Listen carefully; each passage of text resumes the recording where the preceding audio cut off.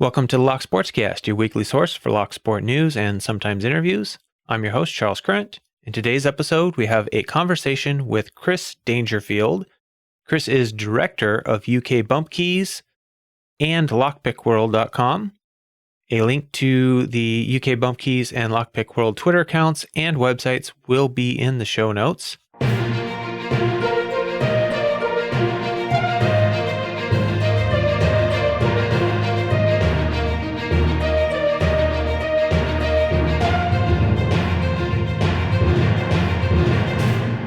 For full show notes with links, visit www.thelocksportscast.com. You can find this show on most podcast apps, on YouTube, and at thelocksportscast.com. Before we get started, I'd like to say thank you to this episode's producers. The executive producers for this episode are my Patreon supporters, Medler, Panda Frog, Michael Gilchrist, Starry Lock, Williams Brain, and To Be Deciphered, and I will have links to all of their YouTube channels in the show notes. Be sure to check them out. And a special thanks to today's guest, Chris Dangerfield. Just as usual, I want to make clear that I have received no compensation for this interview. I asked Chris to come on the show to discuss the Bogota trademark issues that had arisen, and he was kind enough to accept. And to note, I did try to contact the U.S. trademark holder and the various companies associated there. I've received no replies, so that's where that lies. Also, we had a lot of technical issues during this conversation. Chris lives in Cambodia. I live on the west coast of the U.S. The internet between the two was not cooperating well, so there were several dropouts and some lag issues. I've done my best to clean it up in post, but there are still going to be some issues. I apologize for that, but it was a good conversation and well worth saving. So with that, here's the conversation with Chris Dangerfield. Well, welcome to the Lock Sportscast, and might as well just get into it. So guest today is Chris Dangerfield. He is, are you the CEO or the president, or how do you call yourself? UK BumpKeys and LockPickWorld. Director. Okay. And why don't you just tell us a little bit about how you got into this whole lock sport thing and lock picking and ended up running lockpick companies? Okay. It started off very early. That evil seed was set when I got a telephone at my house, and it was the old one with the dial. So you had to go for, if you had, in England, the police were on 999, which is ridiculous because in those days that was like all the way around the dial and then back. And I think it's 911 in America. You got to say to what it should be, one or just one. But so me and my brother quickly got busy and ringing up people on the road, sending them pizza deliveries. Our hairdressers was a classic. And just as kids looking at our window, finding it hilarious. Phone bill comes through, mum and dad go absolutely mad. And they put a lock on the phone. And for me, this is an absolute tragedy because being able to make prank calls, I'm literally 6 or 7 years old. My brother's a couple of years older than me. Being able to make prank calls was really my first sense of power in the world. Being able to actually affect change in the real world was incredible. And so I wasn't buying it. This lock, it stopped the dial from going round. And I remember, I didn't know anything about lockpicking, obviously, or that it even was a thing. So I just thought, it must be, I haven't got the key, but there might be things like a key. I think it was out of ignorance that made me decide I could give it a go. So I tried a few different items in there. And then I found, the scraper from a pair of nail clippers, that weird sort of scraper tool. Yeah. And I invented the first jiggler. Give it a little wiggle, that sort of too much caffeine sort of wiggle, jiggle thing. And it opened. And that that was suddenly even more power than the phone pranks, because in my head, I could now pick locks. And that was the first time I ever picked a lock. And that stayed with me, that sense of achievement. And then the next time I saw any lock picks, I went bunk school and get the 2-hour buses into central London. When I was about 11 years old, this was, and just walk around central London. It was full of like glitz and glamour and the West End, and from a very boring town that I came from in central London at that age. And there was a shop underneath the arches at Charing Cross, and I don't know what, it just certainly wasn't old enough to go inside the shop. And in the window they had a set of lockpicks. I think it was a Southall C501 set, a tension tool, a double ball or a snowman, an S-rake and a hook. The idea that it seemed really legitimate, everything about it to an 11-year-old boy was spies and all the stuff that even as an adult lockpicking reminds me of. I'm not ashamed to admit that. I love it. I've been picking things and I still love it. I just look at it, like I say, I had in the shop. I tried a couple of times, but they would just like get out. It might have been military stuff, and I don't know. But that planted another seed. And so when the internet arrived, one of the first things I'd done after big-breasted girls was lockpicks. Found some, and I ordered some, and they were awful. The customer service was awful. Everything about it was a distressing experience. I felt really let down. There was no backup. Even when I sort of wrote them afterwards, asking them questions, they weren't interested. Found another shop online, same thing happened. What I saw on the internet wasn't what arrived at my house. Really unpleasant. No afters, no support, nothing. Just give us your money, we'll send you some bits of metal. Then I read about BumpKeys. I found out about BumpKeys, and I thought that's amazing. The idea, millions of keys then, but the idea that you have one, just to the uninitiated, is one key is going to open all doors. So I just got hold of all the old keys laying around my house, and sort of with hand files cut little bump patterns into what I thought were bump patterns. Found a couple of bolts and just sat there hours, dun, reset. And finally one went ping, and it opened. And that feeling stayed with me today. Every time I open a lock, whatever tool or technique, it was just incredible. This idea that I had made this key, and this lock I didn't have the key for, I've tricked it, I've overcome it, I've achieved something that you're not meant to achieve. The world relies on these things to separate their private property from the world. So it seemed really significant.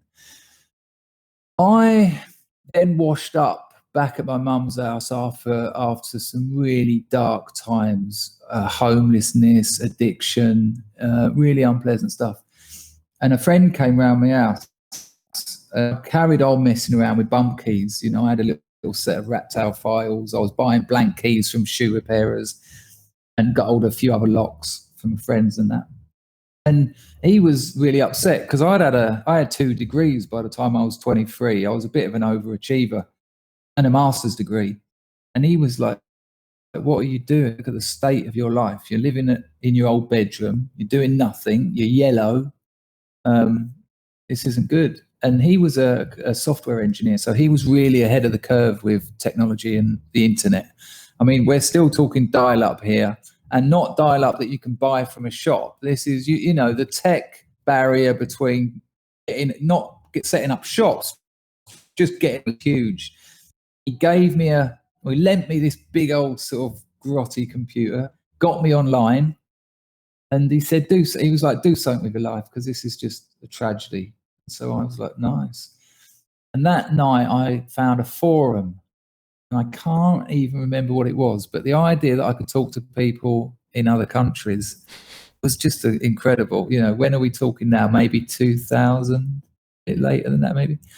The first person I ever spoke to online was from Illinois, and to me it was incredible. He was a steel worker, and I remember being really touched that he had a truck and a wife and a new baby, and a really wholesome, honest, hard-working life, and I was like a washed-up addict living at my mum's, sleeping all day and all night.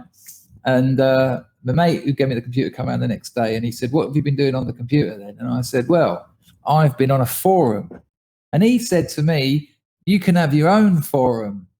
And my narcissism sort of, bing, I was like, "Oh, really?" He said, "Yeah, we can set that up." I said, "Let's do it." So the idea of having a forum, let's do it. He said, "What do you want it to be about?" And so I'd been obsessed with these BumpKeys. So I said to him, "UK BumpKeys, let's call it UK BumpKeys." And he was like, "All right." And I can remember the first post I ever wrote. I was like, because by this time I'd got one for a GG lock. These are all European, British locks. I don't think you have, maybe you have these in America.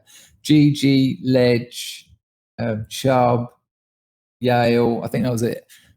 I've got BumpKeys for these 4 locks, and we uploaded some really bad photos of them. I think we even uploaded a video. It looked like it was made of Lego, but and it was and it was these locks opening, and I just sort of wrote a bit like I was the world's expert.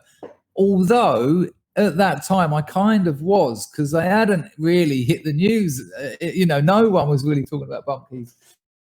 And the next day I woke up and I had 600 members of my forum, and I hadn't advertised it. I think I might have gone to a couple of other forums and said, "Oh, I've got a forum now." But it just went crazy. I think what happened was a couple of locksmiths saw it, and they talked to their locksmith mate who talked to theirs, and they all were like, "Can we buy some of these BumpKeys off of you?" And I was like, "Yes, you can. They're £10 each, which in today's money is about $15. And they were like, "All right, I want a Chubb one, I want 2 GG ones, I want 4 Yale ones." I was making these by hand with little needle files, buying the blank. So I went and got a key cutting machine. In those days, you could buy them off eBay. 30 quid, about $50, this old Curtis thing. Beautiful little machine. I've still got it at my mum's. It's like a hairdryer motor with a cutting blade on it. There's nothing else on it. You put the key in, you put the copy key in, you set it up, press play, and it goes zzz, and you got a bump key. I started taking the shoulders off them, though. I realised that the shoulder on the bump key was hindering it. The original bump key, you take about 1 mil off the shoulder and 1 mil off the tip, millimetre. But if you take the shoulder off completely, put a washer on it, you don't have to keep resetting it. Which original bump keys, you bang them, you pull it back, you bang them. So I'd already developed that. And about 3 days later, I woke up and I had about 800 quid on the floor of my mum's welcome mat because they were sending me cash through the post. And that was incredible for someone on the dole who was getting about 40 quid a week at the time. So then I set up a PayPal. My mate told me how to do this, then do that. Then I got some new tools and I made a bump hammer. And that carried on. And nearly 20 years later, here we are. That's the story. That's how it happened. And then somewhere along the line, you started up LockPickWorld, or is that what it's called? LockPickWorld is only, I think now, probably just under 5 years old. But yeah, it's doing incredibly well. That's actually where I bought my first set of lockpicks. So thank you on that one. Did you get amazing customer service? I bought the picks and just went to work.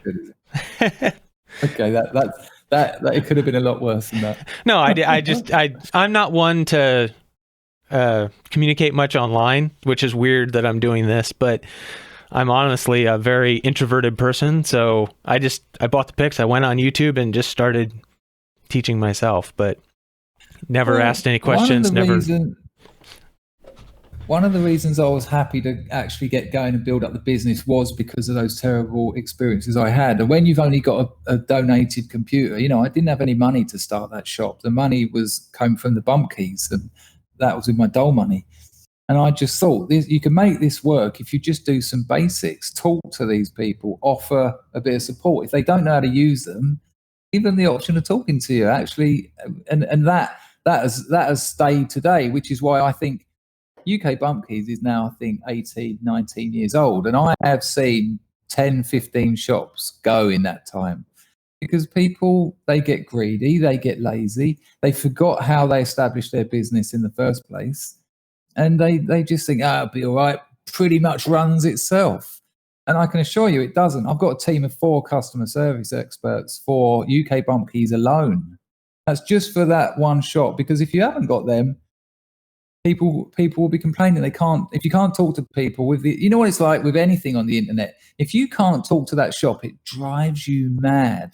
And I don't want people, to this day, I am just as passionate about lockpicking as I always have been. I still pick locks myself all day. Most days I'll pick a lock of some sort, some technique. And I don't want someone to have that same excitement I had picking that telephone lock as a kid, standing outside that shop at Charing Cross Underground, looking at those picks for hours, and just, I don't want someone to have those feelings, come to my shop and it be ruined, and it be ruined by them getting the wrong thing sent to them or not knowing what to do with it. Because it ruins people. They might not get into lockpicking. If my business fails to do what it should do, if it takes your money, that could steal lockpicking from someone's life, and that's the opposite of what I want to do. So I maintain today the same business practices that I started with. Customer service is essential. Yeah, I do recall getting a lot of kind of emails after I did the initial order, kind of offering resources and stuff. I remember something to that effect. It was a while ago, so it's all pretty vague. But like I said, I'm an introvert, so I didn't communicate back. But I do remember there being some support offered. So that's always good. That's not something I get anywhere else. So there's a thing we do, because what I do get elsewhere is marketing emails, and that's all right because it's a choice. Do you want marketing emails? And I say yes because I want to know what everyone else is doing. But what I've said to my people, my marketing people, if you're going to send out, for every marketing email you send to a customer, I want you to send out a lockpicking video or a lockpicking article, something that if they open it, then you're not trying to sell them anything, you're not trying to get them to click on anything. They can open them an email and they can read about something that's new in the game, or they can read a story about something. So it has to be at least 1-for-1. I don't want people just to get sales emails because it drives you crazy. Well, yeah, and ultimately you just unsubscribe from them if you're, if you're somebody who's just a customer and all you're getting is, I've done it just actually today. I went through and paired off 2 more people that I bought things from that all you get is just sales, another sale every day, and you turn them off. It was, as you know, it was Columbus Day last weekend just gone. One shop sent me 9 emails over that weekend, and not only did they send me 9 emails, the increasingly patronizing tone of the subject. Are you really going to miss out on this? The next one, there's only about 4 people like you out there. The rest were, and it's like, how dare you? Just go. So yeah, no, we do send marketing emails, but like I say, there has to be some value in signing up to emails. There has to be some value in it. Yeah, I appreciate that. That's a good viewpoint. So probably should just kind of go into it here. We originally started talking because of the Bogota trademark. Some people realized that it had been registered in the UK and led back to UK BumpKeys, and there was a whole bunch of talk about that online and why it was registered in the UK and who and all that. So I reached out actually to both sides, and you were the only one that responded. The other side of this hasn't even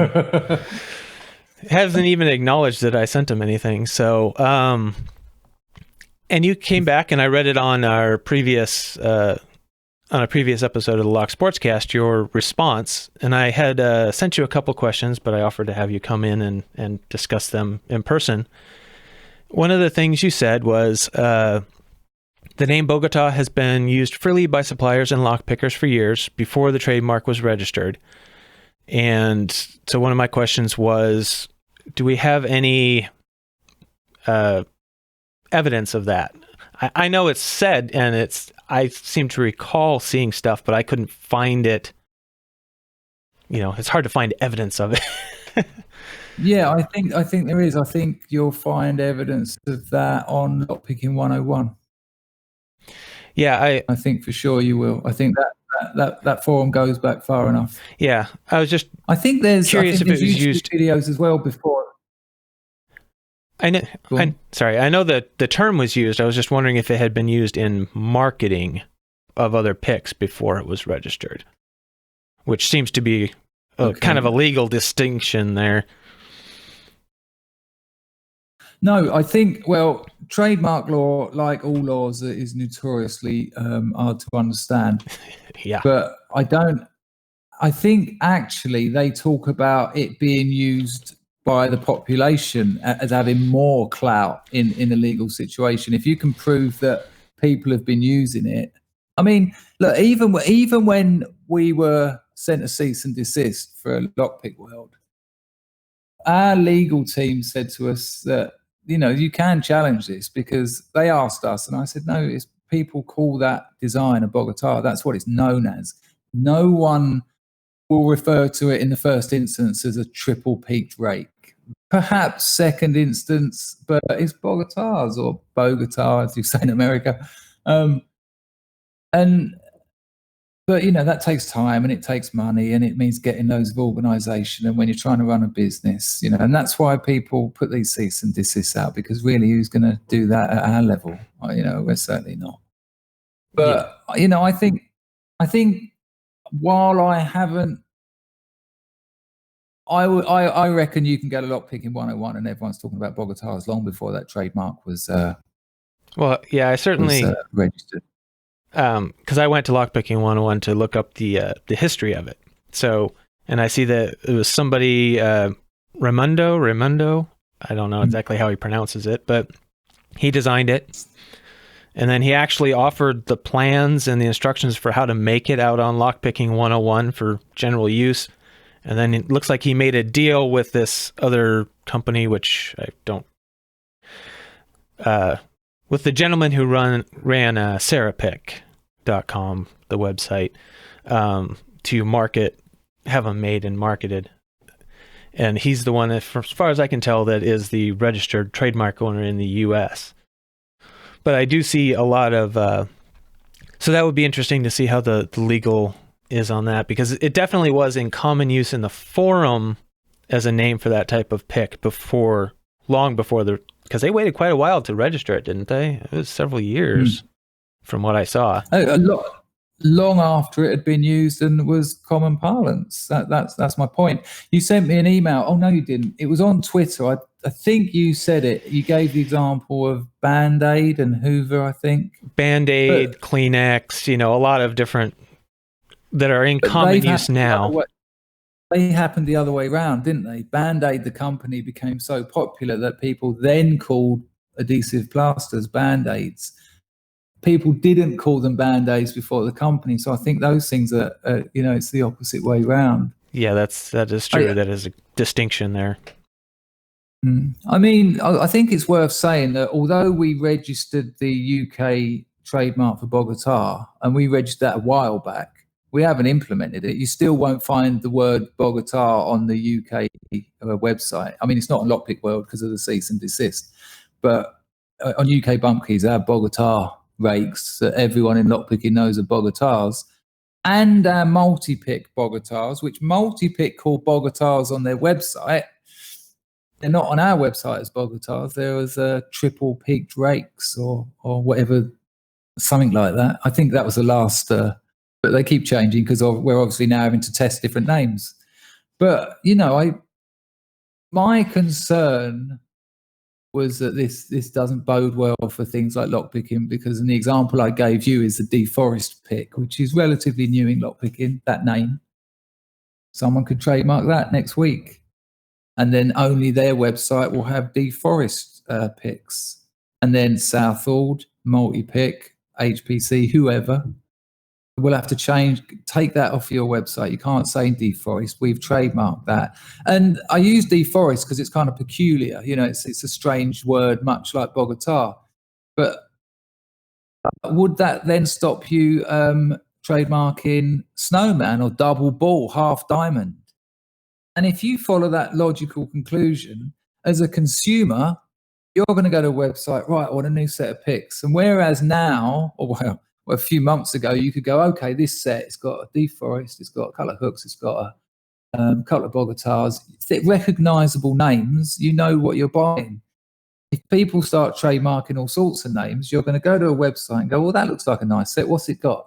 Oh, it's got a bottle loop pick, a U-bend pick, a squazzy, a backwards W. I mean, come on. Batarang could be trademarked soon. You know, that's relatively new. Lockpickers know it as a batarang, but actually don't know someone that one. can.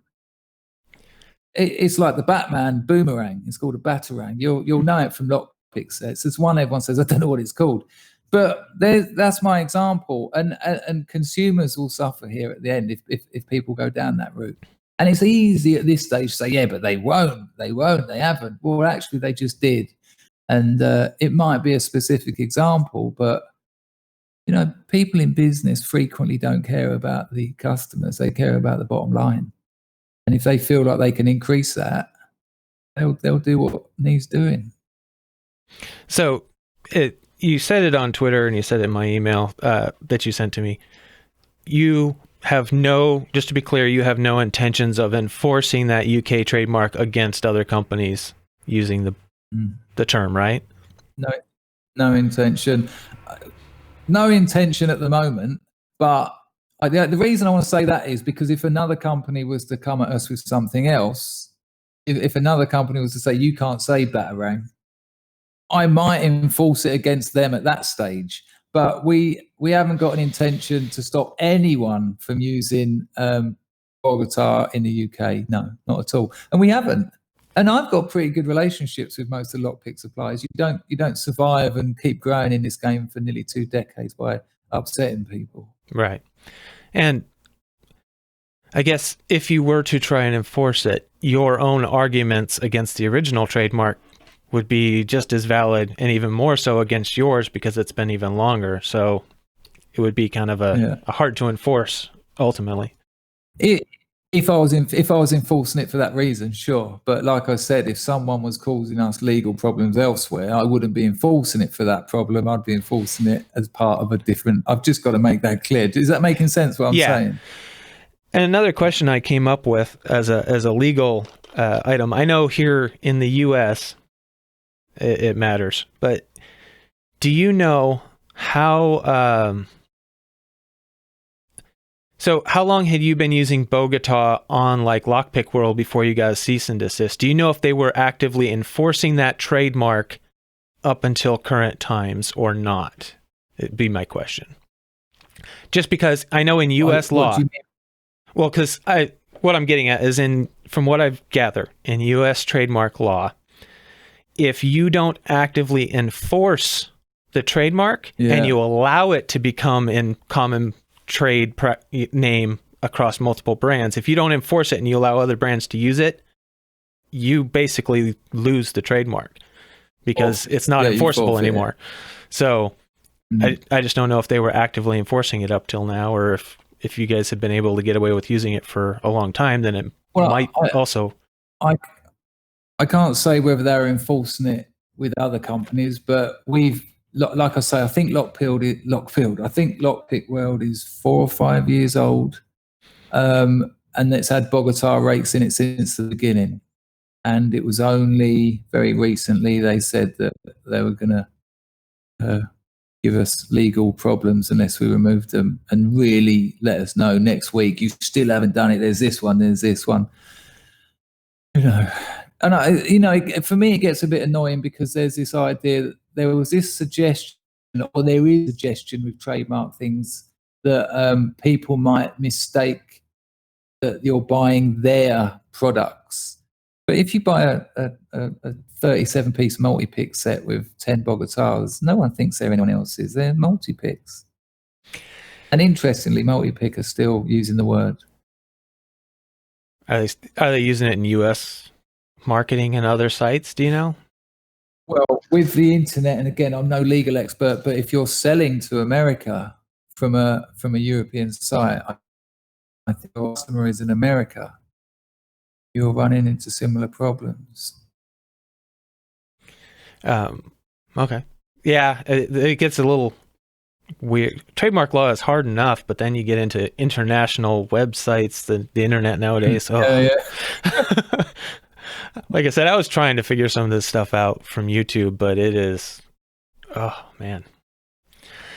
So The thing about law is, and I've had to look into various legal things over the years, but you have to learn the language of law before you can understand looking at, and it's a nightmare trying to do that. And as soon as you're in professionals, it's a money pit. Just keep throwing money into it. Oh, you want me for another hour? No problem. You want me to do some more research? No problem. And then you get billed at the end of the week, and yeah. But look, I know that company that make those picks and give us that cease and desist. I like their products. I think they've been very innovative. I think it's cool what they do. And I want them to succeed. I'm a lock picking supplier and manufacturer myself. I know what that industry is like. I know the competition. I know with like eBay and Amazon and Wish and all that junk being sold in the name of lockpicking.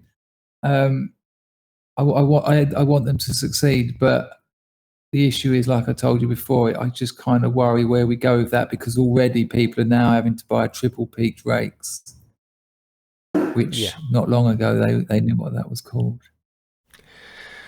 Yeah, so to be honest, that's what I actually knew them by first, was triple peak, partly because the site after LockPickWorld, I discovered Sparrows and started going there for stuff, but and that's what they, I believe, called them.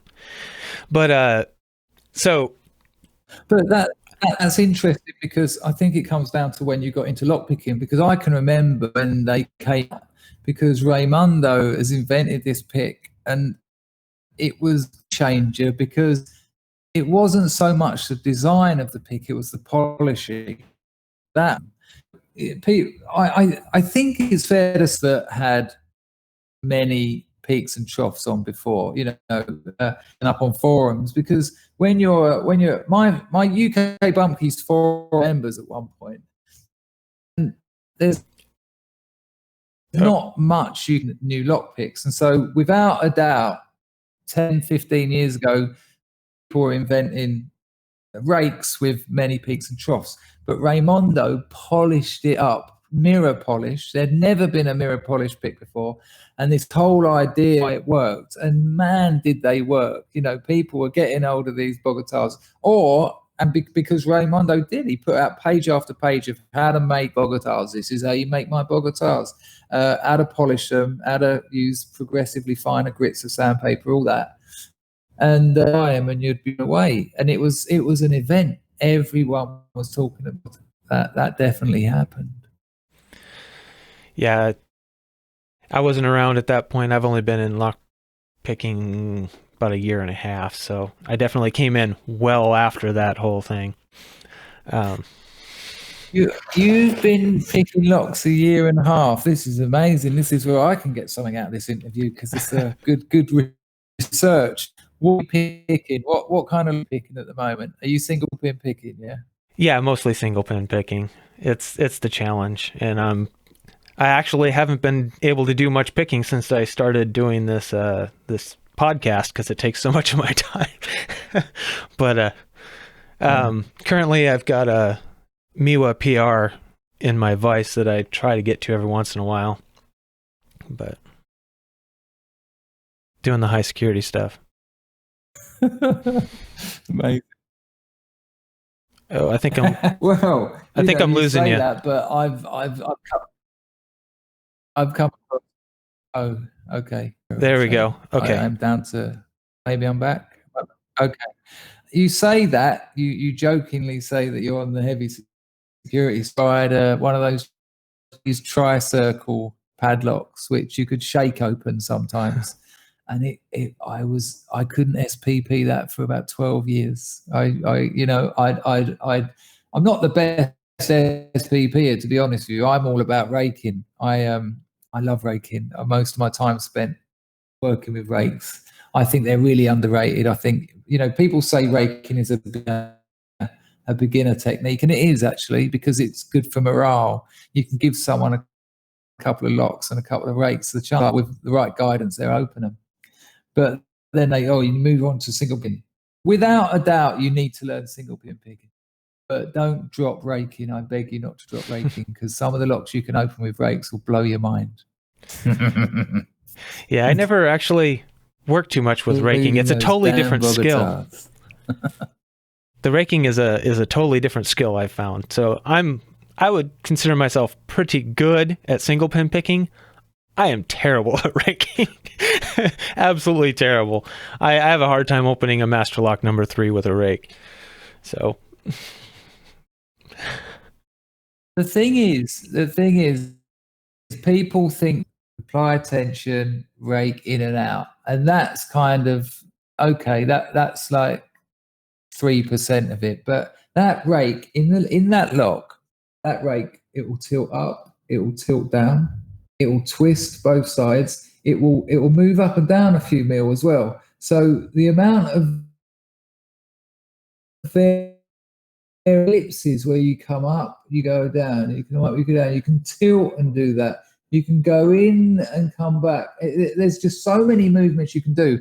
And the wrench, if you're raking, you need to be pulsing that wrench. That finger needs to be dancing up and down off that. Not for every technique, but if you pulse that wrench, you're going to have so much more success. Don't maintain tension. It doesn't make any sense because of the way raking works. If you can you're throwing variety at it, you're throwing option at it. Pick gun, you should be pulsing that wrench. And so I absolutely love it. I'll have to start practicing some more, I think. But I released a Polaris and set of our Polaris rakes, really nice rakes. I decided to write a little bit about raking to go with it. I thought I'll just write a little bit, and the document you get with those rakes is nearly 6,000 words, illustrated, all about raking. And I could have probably done another 6,000. It's not filler either. It's absolutely on the money. You cut out for a second there. What is this document? Where does it come? When I invented this set of rakes, I wanted to make the most comprehensive rake set. I didn't want people to have to buy singles all the time, because singles is not cost effective. It's, you always get charged more buying single picks. So I wanted to make like a 10-piece rake set. And so I did, and I thought, wouldn't it be nice if when they bought it, it had some basic advice in it, like how to hold a rake? Because beginners don't know that. They don't know. And I've seen pictures of people holding them like they're going to stab someone. They've got a lock there and they're going, So I thought, just a couple of photographs. You can hold it like this. Some people like this, but think about this. You want to think about getting those different movements in. So a couple of photographs. And as I carried on, it's nearly 6,000 words in the end, that document, with about, 15, 20 diagrams and illustrations. And I could have gone on for another 6,000 was what I said, easily. So maybe I'll do version 2 soon. So how does one find that document? Well, you get it when you buy a set of Polaris rakes. Polaris rakes? But I'll send you a set and you'll get it emailed to you automatically. No problem. And then you'll have a copy and you want to put it on your Discord for people to have. I don't care. I'm not precious over it. You haven't got to spend money to get it at all. Not a problem. No, it's just, it sounds like a good resource for someone like me that's not practiced with the rakes. Some place to start. So how did you end up in Cambodia?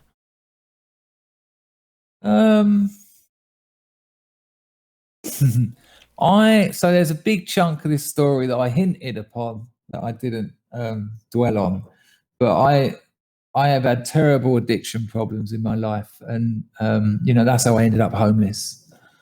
And that stuff was coming and going. I set my business up while I was using. And amazingly, because UK BumpKeys was such an immediate success, and it was crazy. It was just like And not because we were exceptional, because we were doing the basics well and no one else was. And we kind of started the forum shop model, which no one was doing at the time. And at that time, it was necessary. Now it's not. There's Facebook, there's Discord, there's YouTube. But in those days, just having a forum started, so it worked really well. So I managed to earn them to a rehab centre. I'd been to about 19 before. Up until that time, every year I'd wash up at another rehab centre. But they were all like NHS, which is the British welfare sort of medical service, which for rehabilitation it's awful. They're not sure. You're treated very badly. You might as well have gone to prison. But now, because I was earning money, I put myself into a half decent rehab. I walked out of there at 35 years old, clean as a whistle, and I had a bit of money and the business was going well. And because I was doing everything, I had a mate helping me, the bloke that gave me the computer. But when I booked myself into the rehab, I asked him and his wife if they wanted to run the business while I was in the rehab. When I come out of the rehab, business was doing even better than when I was falling asleep at the drug problems. And so I said, well, look, do you want to stay on? And they were like, yeah, okay. And at that point, I realized I could work remotely, because if I could get a Wi-Fi signal, I could run my business from anywhere in the world, because they were doing dispatch and stuff. So I'd never traveled really. I'd done a bit of Europe, Spain. That when I had an income, I had freedom, I was clean, and I had a business. So I thought, well, everyone used to go to Thailand. I'll go to Thailand. I took myself out to Thailand, had the time of my life.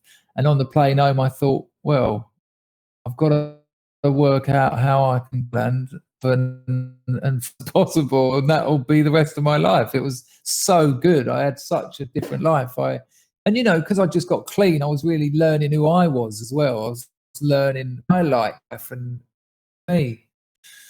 So I fell in love with Thailand. I'd still call Patong my spiritual home. And then I got sort of weighed down in some pretty bad relationships, as I've been prone to all my life. Finally got out of one of them a few years back, and I thought, right, I'm free again. I'm going to move to Southeast Asia. Well, I don't need to be doing and throwing. Just move out there, run your business from out there. Technology and internet is so good now all over the world. I knew I'd be able to run it from out here. And I decided I didn't want to live in Thailand because I didn't want to marry my mistress. Because Patong it's a holiday for me. And if I lived there, I'd get sick of it, because it's not a holiday now. It's, I made it clear what I mean when I said I don't want to marry your mistress. So I'd been coming to Cambodia occasionally too, and I liked Cambodia. So I thought, move to Cambodia. And I absolutely love it here. I've been here nearly 3 years now. And yeah, so that answers one of my other questions. Basically, how difficult is it to run that long distance company? But since it is an internet-based company, like you explained there, my only question is, how does the time zone difference affect you as far as running the business? For me, it works like a dream, because I'm 6 hours ahead of the UK.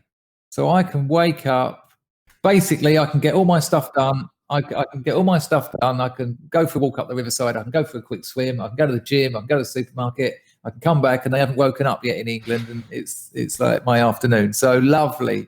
By the time I need to start getting people to chop and do some work, it's like 3 o'clock in my afternoon. So also I don't sleep a lot. It's now 1 a.m. here, and I won't be going to bed for another 3 hours. Oh, wow. So, and my business partner, who I took on a few years ago, he's the same as that. So we tend to find we can talk most times. It's very rare for us not to be able to contact each other.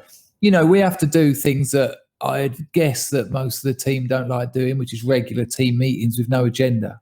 It's all very well getting people up and doing Zoom meetings when there's things to talk about, but I make a point of us doing at least once every 10 days where we're all in, just to chat, just to remember that we're a team, that this is a group project. Because what I found out in the past is if you don't do things like that, things start going wrong and morale starts going down. I need to know that my staff who are doing pretty boring jobs, to be honest with you, putting stuff in envelopes and stamping them. I need them to know that I think about them and that what they do is important to the business, and any successes we have and anything that's going on, and they're part of that as much as the rest of us. So I make sure we do all that kind of stuff. Oh, that's good. Technology has kind of adapted to those kinds of businesses. I don't think it's been the other way around, weirdly enough. Everything that I've needed, it's been like a zeitgeist thing.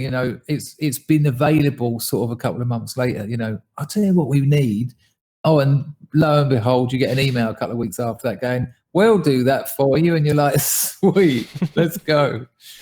Yeah, having said that, the one thing that I would say, and I would say to all your members, if you make orders from e-commerce companies and you're waiting ages for the shipping, and you contact the company and they're like, we've sent it, we're really sorry, all this, you've got to trust them, because shipping hasn't caught up. Even giants like DHL, UPS, they're not good enough. They're not good enough to run the size and the speed that e-commerce requires.